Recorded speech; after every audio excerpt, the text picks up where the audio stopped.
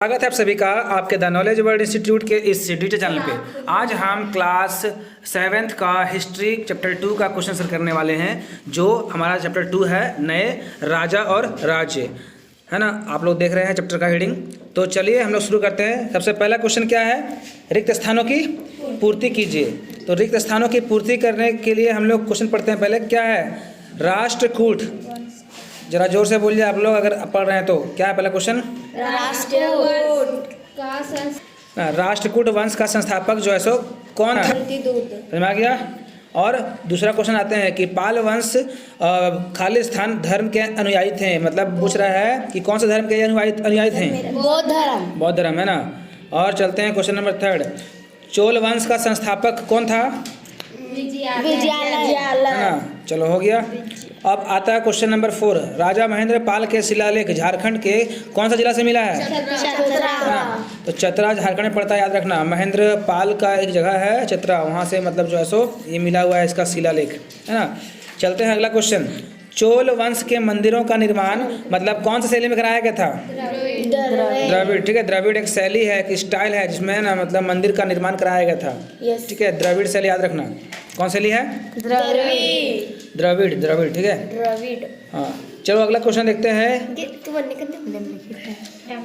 तो चलते हैं अगला क्वेश्चन में।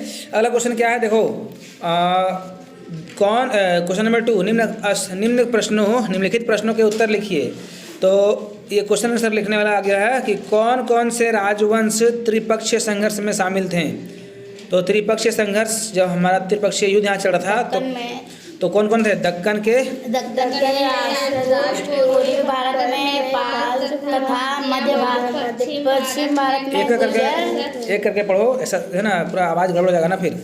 क्या इसको मतलब पढ़ क्या दक्कन में राष्ट्रकूट है ना। और पूर्वी भारत में कौन है?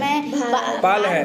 तथा मध्य व पश्चिम भारत में गुज्जर है ना। गुज्जर प्रतिहार इसको बोला गया है। ये सब राजवंश क्या किए थे? त्रिपक्षीय संघर्ष में शामिल थे। ठीक है, चलते हैं अगला क्वेश्चन। क्वेश्चन नंबर 2 क्या है? तो चलिए अगला क्वेश्चन आते हैं। क्वेश्चन नंबर 2 क्या है? विक्रमशिला विद्यालय की स्थापना किसने और क्यों की? तो कौन किया था, याद है ना? Yes sir. कौन किया था? तो आंसर पढ़ते हैं हम लोग कि विक्रमशिला विश्वविद्यालय धर्मपाल के द्वारा जो है सो 783 से 720 ईस्वी के आसपास में हुआ है। ठीक है, और क्योंकि नालंदा विश्वविद्यालय जो है ना उसको बख्तियार खिलजी ने क्या किया था? 1203 में जलाकर राख कर दिया था, इसीलिए इस विद्यालय का स्थापना किया गया। ठीक है, चलते हैं अगला क्वेश्चन। राष्ट्रकूट शक्तिशाली जो है सो कैसे थे? यानी कि क्वेश्चन कह रहा है राष्ट्रकूट कैसे शक्तिशाली बने। तो देखो हम लोग पढ़ते हैं। राष्ट्रकूट जो है ना बाबू, पहले वो है सो खुद राजा लोग राजा नहीं था, उन लोग सामंत था। सामंत बोले तो राजघराने में रहने वाले लोग थे। तो चालुक्य का कमजोरी का फायदा उठा क्या किए इन लोग? अपने आप को सत्ता में ले आए, मतलब अपने आप को राजा बना लिए। तो यही इसका आंसर यहाँ पर लिखा हुआ है कि राष्ट्रकूट चालुक्यों के सामंत थे, परंतु चालुक्यों की कमजोरी का लाभ उठाकर उन्होंने अपनी स्वतंत्र सत्ता स्थापित कर ली। और इस वंश के संस्थापक दंतीदुर्ग थे और उन्होंने मान्यखेत को राजधानी बनाई। समझ आया? तो राष्ट्रकूट लोग क्या किया? अपने से राजा नहीं बना, उन लोग क्या किया? कमजोरी का फायदा उठाकर राजा बना। समझ आया? किसका? ठीक है, इसलिए इसको बोला गया है कि शक्तिशाली अपना वो कैसे बना, है ना।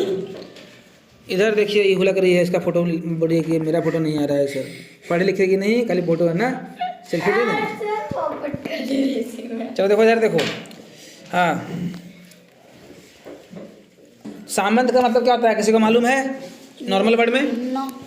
बताओ। ये बड़े जमींदार व योद्धा होते थे। हाँ, जमींदार और योद्धा होते थे, है ना। मतलब अगर मेन राजा जो है ना, तो राजा के घर में जो काम कर रहा है बड़ा बड़ा पद पे, वही होता था सामंत। ठीक है, तो बताया जा रहा है कि राजमहल में बड़े जमींदार और सैन्य, है ना, प्रमुख जो राजा के शासन चलाने में मदद करते थे उनसे सामंत कहते हैं। अगर हम राजा हैं और तुम लोग मेरा सपोर्ट कर रही है तो तुम लोग सामंत कहलाओगे। क्या कहलाओगे? सामंत। ठीक है, हम सामंत जैसे। हाँ, लेकिन हम राजा नहीं हैं, सामंत कैसे हैं? हाँ, चलो ध्यान दो। एग्जाम्पल बताए ना। अब देखो क्या अगला क्वेश्चन। चोल साम्राज्य के स्थानीय स्वशासन की क्या विशेषताएं थी? यही ना है हाँ सर, क्वेश्चन, यही ना। ठीक है, ध्यान देना। क्वेश्चन नंबर 5 है।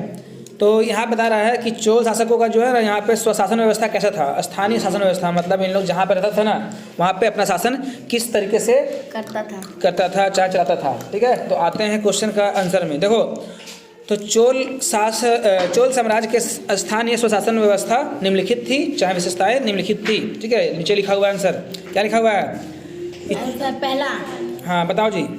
चोलों की एक पढ़ो। शासन प्रणाली अनूठी थी। हाँ, मतलब चोलों की शासन प्रणाली अनूठी थी, मतलब बहुत ही अलग थी। और चोलों की स्थानीय प्रशासनों का वारियम कहा जाता है। मतलब वहाँ का जो पुलिस प्रशासन था, सैनिक था, उसको वरियम बोलते थे। क्या बोलते थे?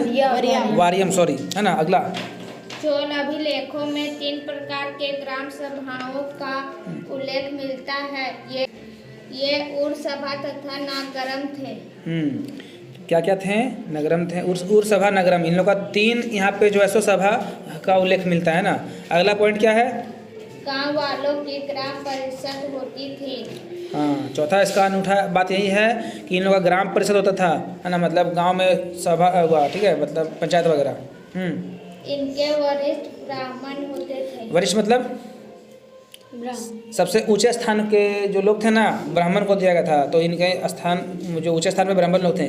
तो इसी तरह से हम लोग क्या किए, सारा आंसर कंप्लीट कर लिए हैं। तो जो भी बच्चे इस वीडियो को देख रहे हैं तो लाइक करके ही जाए और अपने दोस्तों, अपने क्लासमेट के साथ जरूर शेयर करें। हम लोग मिलेंगे अब अगले चैप्टर के साथ। तब तक के लिए बोलो तुम लोग जी, थैंक यू।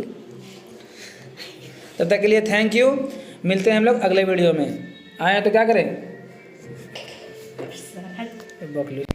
सब्सक्राइब करें, शेयर करें और बेल आइकन को दबाना ना भूलें। हाँ, और तुम पढ़ना नहीं भूलो, ठीक है? चलो।